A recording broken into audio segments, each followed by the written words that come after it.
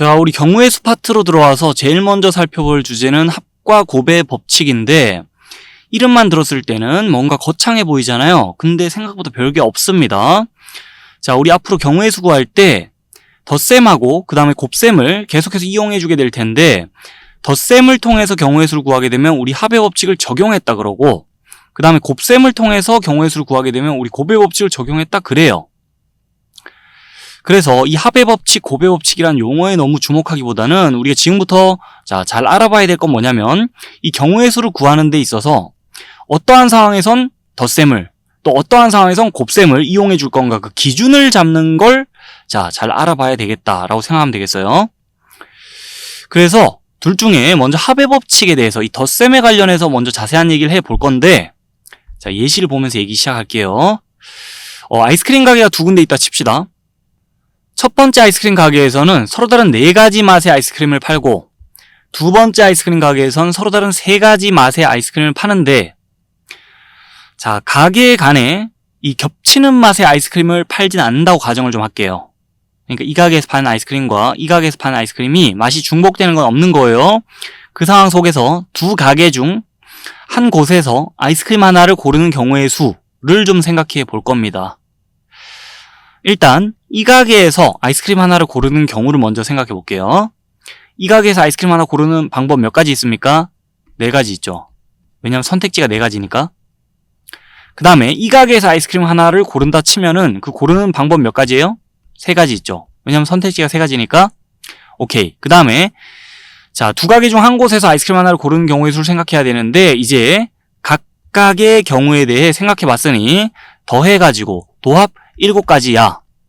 두 가게 중 한 곳에서 아이스크림 하나를 고르는 경우는 7가지고 경우의 수는 7이야 라고 답을 하면 되겠죠?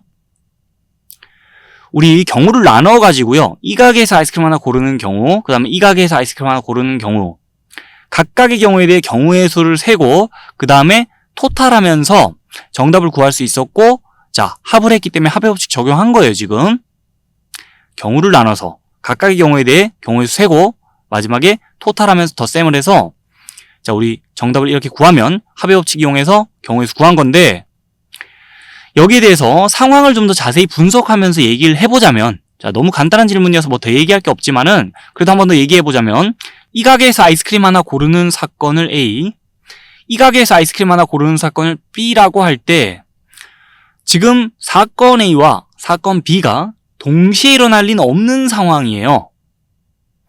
두 가게 중 한 곳에서 아이스크림 하나를 고르는 상황에 대해 생각하고 있고, 그래서 이 가게에서 아이스크림 하나를 고른다면은, 이 가게에선 더 이상 아이스크림을 고를 수가 없고, 반면에 이 가게에서 아이스크림 하나를 고른다? 그럼 이 가게에선 아이스크림을 더 이상 고를 수 없는 그런 상황 속에 생각하는 거잖아요.